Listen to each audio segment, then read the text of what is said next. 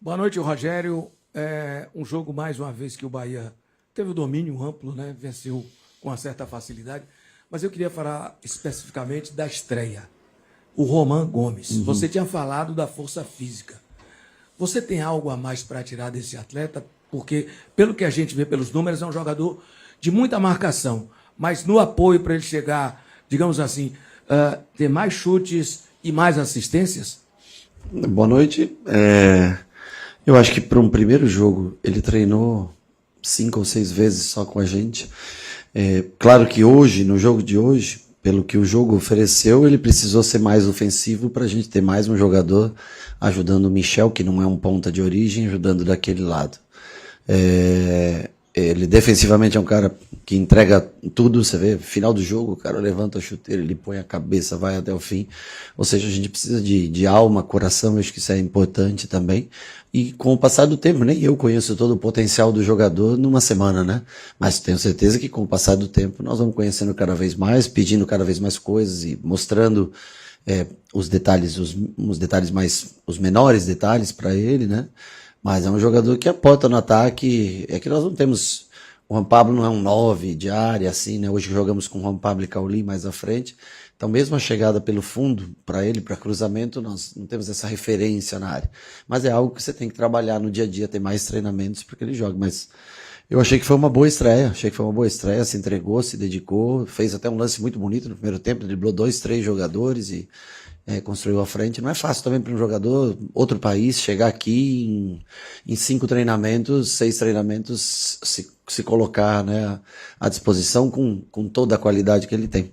Eu espero que com o passar do tempo cada vez mais ele evolua, mas foi uma boa estreia.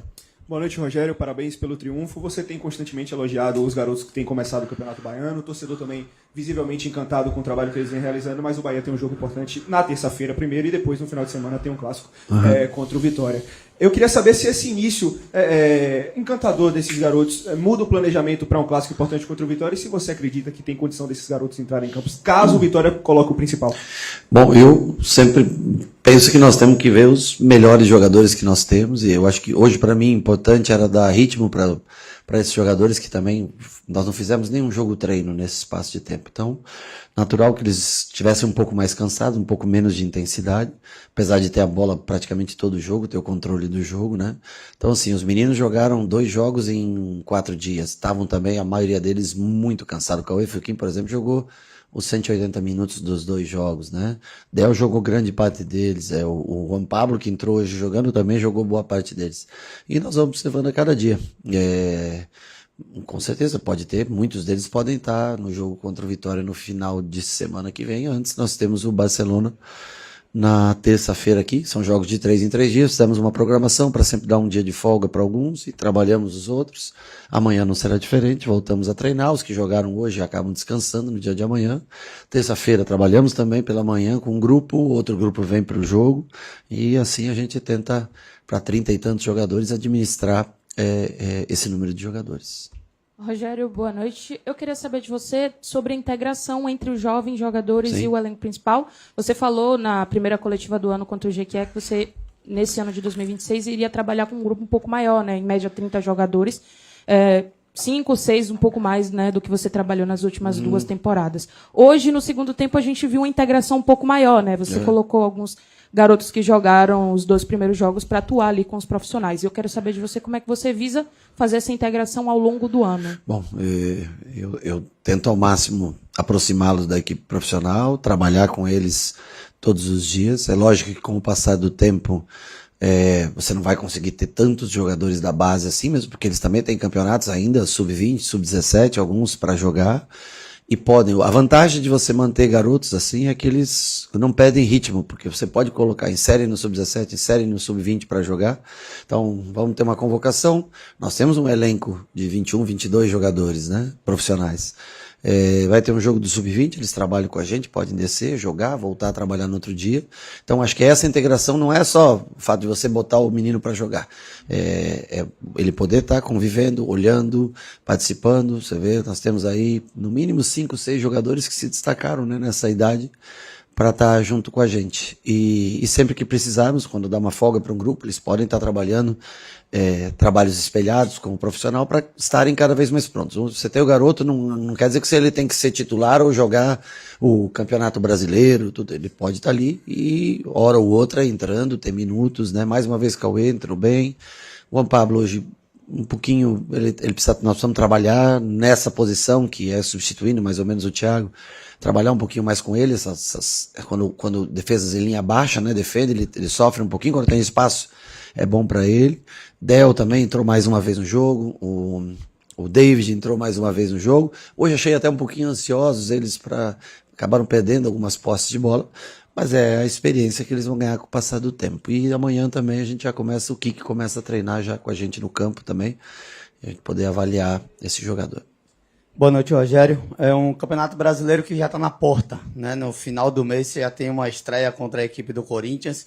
Hoje você pode utilizar alguns atletas dessa equipe principal. Qual é a ideia de preparação, Rogério? Agora com o Barcelona, com o Vitória, o que é que pode ser feito com atletas que ainda até não jogaram na temporada para estrear no campeonato, quem sabe com um pouco mais de ritmo? Nós vamos jogar com agora esse time que iniciou hoje, continua treinando a semana, o outro time que ficou hoje descansando e treinou durante toda a semana, volta a treinar amanhã e a gente mescla com os garotos de novo, né, o outro time, para poder dar minutagem para cada um, não ter lesão, não ter um excesso de minutagem para cada jogador, para que a gente não possa não estar aqui reclamando tanto, né, em determinado momento da temporada de desgaste, né.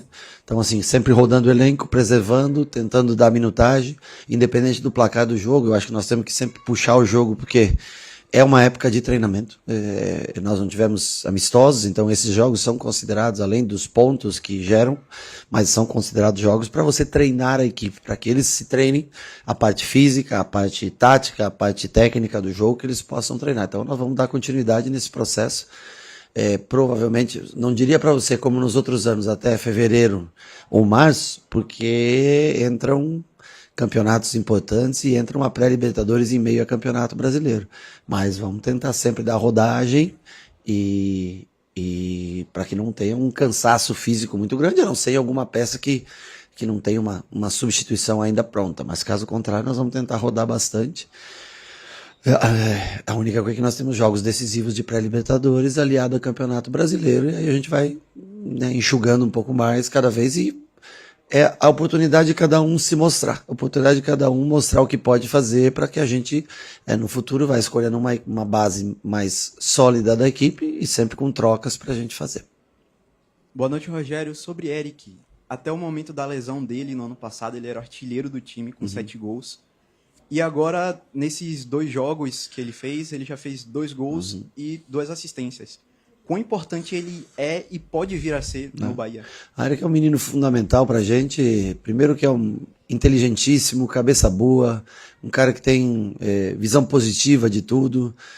Vocês perguntaram um dia pra ele, mas se não se sente, não é um pouco de demérito você vir com os meninos? Alguém perguntou um dia pra ele aqui numa entrevista, eu vi, e ele falou que muito pelo contrário, que ele e eu acho que é importante mesmo. O Eric ficou muito tempo afastado no ano passado. Então, por exemplo, hoje, tirar o Eric ou o Nico, eu prefiro tirar o Nico, que foi sobrecarregado no fim do ano passado, deixar o Eric para ele ganhar ritmo de jogo. O Eric é um cara que, quando vem de trás, tem essa penetração na área, tanto no cabeceio quanto o chute, né? Ele tem essas duas valências.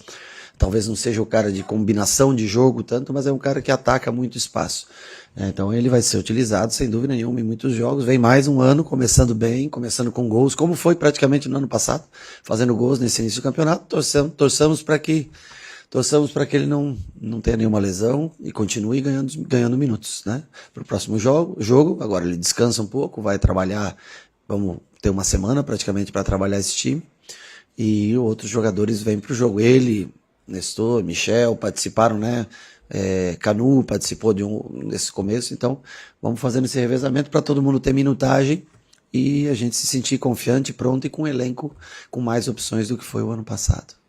Boa noite, professor. São 2 perguntas em uma. Primeiro, eu gostaria de saber da sua rodagem que você fez. O torcedor, ou pelo menos parte dele, esperava um ataque diferente, o ataque que começou os 2 jogos do Campeonato Baiano contra o Jequié e contra o Bahia de Feira. E a segunda pergunta é sobre Iago Borduc. Ano passado, e ano retrasado também, alguns torcedores pegaram no pé do lateral. E hoje ele foi premiado por um gol contra o Jequié, jogou uma boa partida também, fez uma boa partida. Gostaria de saber se esse gol dará mais oportunidades, mais maturação para Iago Borduque, para que o torcedor veja a evolução que Iago Borduque está tendo. Bom, o Iago, como todos os outros jogadores, está fazendo uma pré-temporada. Ele foi para o banco, entrou no primeiro jogo, acho que ele entrou, né? No primeiro jogo ele jogou alguns minutos, hoje foi titular, no próximo jogo não vai ser o titular da equipe, mas nós vamos estar trabalhando cada um, e é o que eu falo, cada jogo é uma vitrine, cada jogo é uma oportunidade de você mostrar para o torcedor o seu potencial, o seu trabalho. Hoje ele começou até errando alguns passes, depois melhorou bastante no jogo, fez um gol de perna direita, chegando ao ataque, né, atacando, e ele tem uma característica diferente da do Juba, né, é um jogador de ataque ao espaço e não de construção, como o Juba normalmente a gente tem utilizado, e aproveitou bem no dia de hoje os minutos que teve em campo. A tua primeira pergunta sobre o ataque, bom, esse ataque jogou, o que eu acabei de dizer, os meninos também cansam, não é porque eles são jovens, né, então eu tenho que pensar em risco de lesão e tudo para eles. Era o dia nós já tínhamos pré-determinado essa parte até terça-feira da nossa pré-temporada como seria, a partir de quarta nós vamos pensar aí já em jogo de Vitória, jogo de Corinthians na mesma semana, depois a gente volta contra, acho que é o Porto, eu não lembro, e depois aí é Fluminense, aí nós vamos começar a pensar melhor, mas a nossa programação até terça-feira estava fechada com 2 jogos para o Sub-20, ou quase na sua maioria Sub-20, para esse jogo com uma equipe, o jogo próximo com outra equipe, e aí nós vamos analisar também a condição física de cada um para começar a fazer o que é necessário quando desce o início do Campeonato Brasileiro. Então, assim, botar 3 jogos seguidos de 3 em 3 dias, os 3 meninos provavelmente hoje iriam cair de produção e correr um risco de lesão também muito maior. Se não é o time, logicamente, em tese, se você tem Ademir, por exemplo, não é o Michel que vai iniciar aberto por fora, mas hoje eu preciso de treinamento para esses jogadores. Então, mesmo que não seja a opção que eu mais quero naquela função, mas eu tenho que dar minutos de que eles joguem no limite, joguem na parte máxima deles de desempenho para que todos estejam treinados e prontos para os momentos mais difíceis que vão surgir nessa temporada. Boa noite, Rogério. Tássio Caldas, do BNews Baiano FM. Eu queria que você analisasse um pouquinho a primeira etapa da sua equipe, porque a gente comparando com o que os pivetes de aço, os meninos, apresentaram nos 2 primeiros jogos, eles apresentaram um pouco mais de intensidade. Concordo. E jogadas por infiltração. E na primeira etapa do jogo de hoje, com o time que você montou, né, com o Cauli, com o Michel Araújo e outros jogadores no meio campo, eu senti, principalmente com o esquema que o Galícia montou, fechando os espaços pelo meio, eu senti um pouco de dificuldade de criação ofensiva no seu time. Muita posse de bola, mas uma dificuldade na criação ofensiva. O que foi que passou na sua cabeça de montar isso? Obviamente, desconsiderando essa parte de lesão, de rodar o time, pensando no Galícia, você imaginava que o Galícia ia conseguir confrontar o seu meio campo? Essa dificuldade de infiltração foi algo que já tinha passado pela sua cabeça? Não, veja bem, deixa eu te falar. O Jequié veio aqui e jogou bem mais à frente que o Galícia, concorda comigo? Nos 4-2, tanto que fez gol, teve oportunidade. Os últimos 2 jogos, o Bahia de Feira jogou linha muito baixa. E hoje o time do Galícia também praticamente não passou o meio campo defendendo lá embaixo.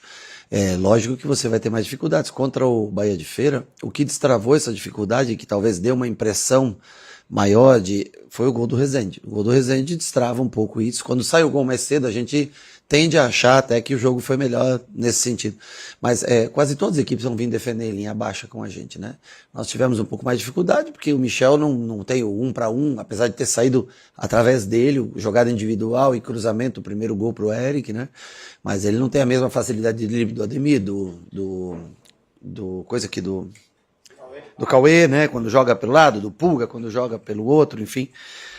Mas é o que eu falo, eu tenho que distribuir o time, por mais que eu tenha mais meio-campistas do que atacantes no dia de hoje disponíveis, eu tinha que distribuir para que todos eles tivessem minutagem. Até achei que o Michel fez um bom jogo naquela função que não é uma função de origem dele, até achei que ele rendeu bem, principalmente quando o Roman começou a dar apoio para ele, começou a passar pelo lado. Eu acho que aí nós tivemos um pouquinho mais de peso por aquele lado. Então, para mim, é muito importante a minutagem de cada um. Mesmo que não seja... Eu sei que se eu pôr um ponta aberto vai ter mais drible, mas para o jogo de hoje eu precisava gastar essa minutagem. E as equipes que se defendem em linha baixa é sempre um pouco mais difícil você entrar. Além do que os meninos que estavam jogando, pela intensidade que você fala, eles vinham treinando desde outubro. Né? Esse time começou a treinar dia 5 de janeiro, então natural também que não tenha a mesma pressão, poder de marcação. Mas hoje até os meninos, quando entraram um pouco mais cansados do que estavam nos últimos 2 jogos. Não sei se vocês concordam, mas eu senti hoje não conseguimos pressionar da mesma maneira pelo fato de eles terem jogado 180 minutos em 4 dias. Professor Rogério, boa noite. Caro Caldas, Baraúna ao vivo.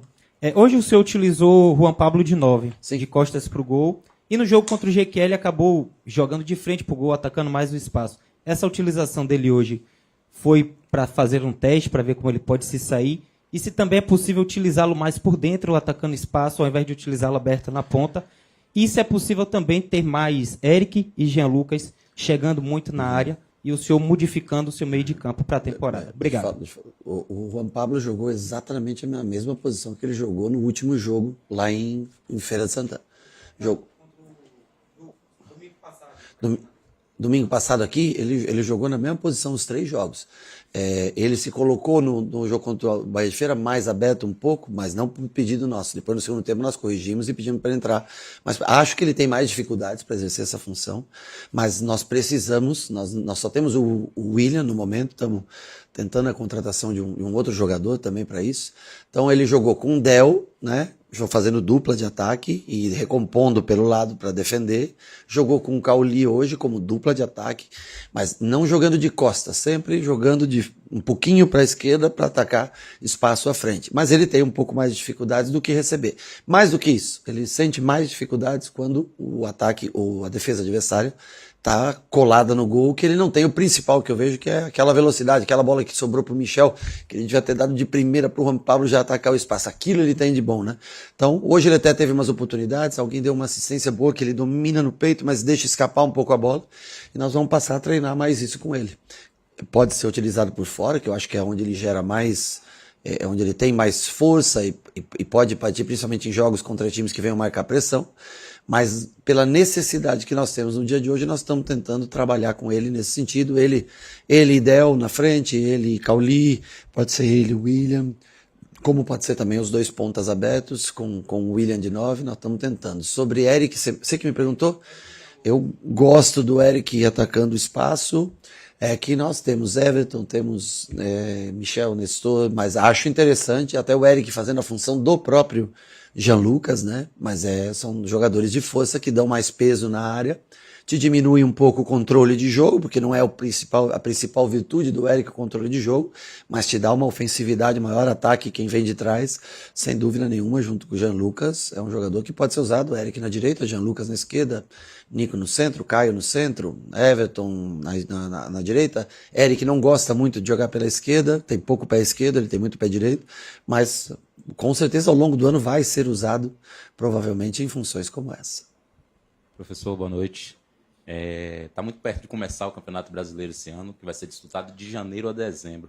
Queria que o senhor me contasse, na cabeça do senhor, o que é que muda para a disputa e por que é tão difícil ganhar o Campeonato Brasileiro? O Campeonato Brasileiro no mundo é o campeonato onde você... Claro, talvez nos últimos anos você tenha uma predominância de Palmeiras e Flamengo, onde você diz, olha, provavelmente o título estará entre um e outro, né? Mas ao longo da história do Campeonato Brasileiro, eu participei de alguns como atleta, é muito difícil você prever o vencedor. Você é o único campeonato no mundo que você não descarta Cruzeiro, você não descarta, Atlético Mineiro, você não descarta Grêmio, Inter, você não descarta Bahia, você não descarta ninguém com Botafogo, enfim, Vasco, vários times com chance de ser campeão. Por isso é o campeonato mais emocionante. Não estou dizendo que é o melhor campeonato, mas é o mais emocionante do mundo. Então, equipes se reforçam, cada ano aparece, às vezes um mecena, às vezes um investidor, e vai, que você não espera, e bota, né, jogadores, cada vez os salários ficando mais astronômicos, difíceis, né? Aqui a gente confia muito no trabalho em equipe, no trabalho do time, da coesão do time. Mas o Campeonato Brasileiro é emocionante por isso, não há favoritos. Quer dizer, há talvez dois que se despontam um pouco mais nos últimos anos, mas você não pode descartar aí, tem 10 times ao menos que se aponta. Duvido que alguém diga assim, não, esse vai ser o G4, ou o G6, ou o G8, ou o Mirassol é o grande exemplo, a surpresa que foi ano passado, todo mundo dizia, vai brigar para não cair, tá? Brigou 4º lugar. O Campeonato Brasileiro é efêmero, é difícil de você prever o resultado final. E aí você vai por cada ano investindo. Grêmio investindo muito, né? Agora, né? Fluminense contratando mais experientes. Red Bull contratando muitos jovens, mas gastando bastante. Flamengo, pontual, mas sempre com contratações grandes, né? Sempre com impacto, né? Palmeiras, mesma coisa, renovando elenco, trocando um, trazendo o outro. A gente tentando ir no mercado, peças pontuais, é um campeonato, por isso que eu falo, às vezes, não, ele só preocupa, o Campeonato Brasileiro, se você abrir mão dele por um pouquinho, você perde o fio da meada, e hoje, para os clubes profissionais, você pode perguntar para qualquer um, às vezes você pode cair numa Copa do Brasil, mas o Campeonato Brasileiro, se você sair dele da Série A, para você retomar o caminho, pode custar, às vezes, até um clube, pode ser o final daquele clube ou virar uma SAF, logicamente. Então, assim, o Campeonato Brasileiro tem que ser, infelizmente, o norte que você tem até dezembro, tentar segurar firme nele, claro, tentar cada vez caminhar mais alto, chegar mais alto, mas não há como você prever quem serão os times que vão estar brigando, quem vão ser os times que estão na frente, atrás. O Campeonato Brasileiro tem que se prestar muita atenção. Se você tirar o olho um pouquinho, você às vezes não recupera mais dentro do Campeonato Brasileiro. Valeu? Boa noite.